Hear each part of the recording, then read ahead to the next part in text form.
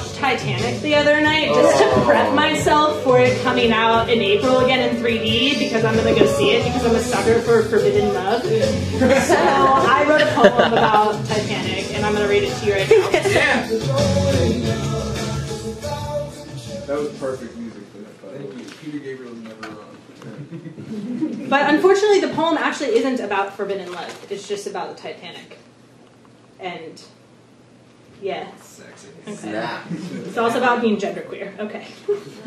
It's called Titanic. Oh, yeah. It's really creative. I have only sailed this one time.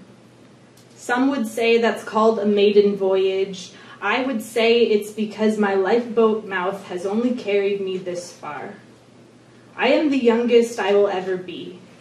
I am too empty to be a vessel that holds any unsinkable weight.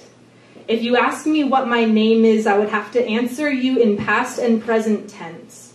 I would draw a ring around the debris scattered along the sea floor. I am not a shipwreck. I am not here to spill the history of everyone else's journey, so in chicken scratch pencil, make it count. Meet me at the clock. Meet me starboard side, wishing I was a flat chest stowaway with a lucky draw and a fistful of cigarettes. Meet me port side. I'll be all curves, wrapped up corset, and spilling sapphire tears like I had bottled up this entire ocean. Yeah. I wore myself like a ball gown. I wore this engine liner grin like a row of china smashed to the floor. In time, I would see my body turn to watercolor outlines, all fluid, all meshed, all ever-changing. And the part of me that holds fist grip to the bow of this ship is the same part of me that reaches over and pulls me up by my bootstraps. I want to be both and neither. I want to be sunken but not close to surrender. I want to sing and be breathless. I found myself in the back seat of an Oldsmobile, tearing through my skin like the reality of my disorder might be written on the soft part of my muscles. I do not know how to love anyone or anything quite like the hum of this ocean licking itself against the body of a disaster. I have never tried to show anyone the engraving I've committed on the surface, the way I embroidered such frostbitten lips while the band played, while the night rocked and too many voices swam hollow. They called out for women and children only, and I wonder if I would have ran to safety or if I would have stayed, trying to figure out the difference between where I would have fit, shivering tragic in a lifeboat or slipping down with the suction from the ship.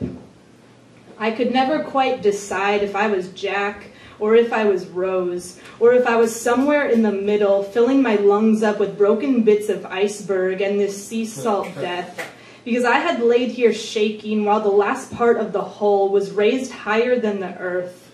I was somewhere between the ocean and the sky, rewriting my body like a portrait found tucked away in the depths of this ghost ship, in the depths of this rotted coffin.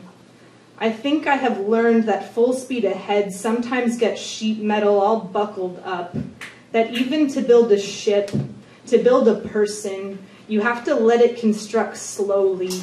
You can't dig that secret from the depths of its owner, bring it out to the surface. Even if you find the bravest partner to break your handcuffs, to pull you back on deck, you've got to submerge yourself in order to come back up. So CQD, SOS, save our souls, save our ship, save yourself. Yeah.